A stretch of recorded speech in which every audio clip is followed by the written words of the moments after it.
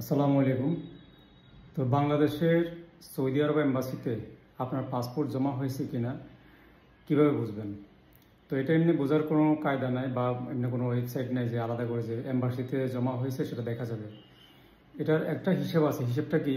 সেটা হচ্ছে কোনো অফিস যদি এম্বাসিতে বই জমা দেয় তাহলে তার একদিন পরেই কিন্তু ভিসা দিয়ে দেয়, অনলাইনে ভিসা হয়ে যায়। ঠিক আছে, এক সপ্তাহ ঘুরে না, 10 দিন ঘুরে না।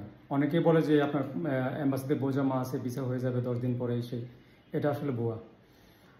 এটা যখন এই কথা বলবে তখন আপনি একটা কথা বলবেন যে আমরা যতদূর জানি যে সৌদি এম্বাসিতে পাসপোর্ট জমা দেওয়ার পরের দিন কিন্তু ভিসা দিয়ে দেয়, অথবা তারা ফাইল ব্যাক করে দেয় যদি কোনো সমস্যা পায়।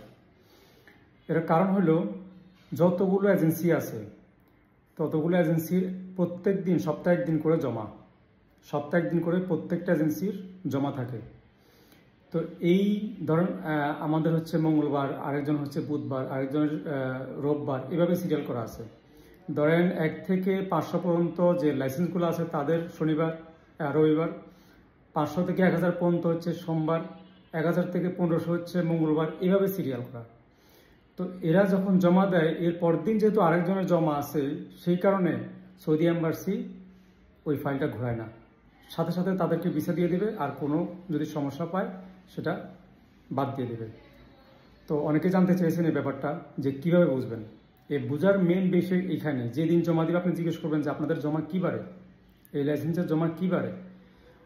যেইবারে হোক আপনাকে যখন বলবে, আপনি তার পরের দিন যদি ভিসা না পান তাহলে ধরে নেবেন যে আপনার বই বা ফাইল জমা যায়নি। ঠিক আছে? তো আশা করি বুঝতে পেরেছেন। ধন্যবাদ।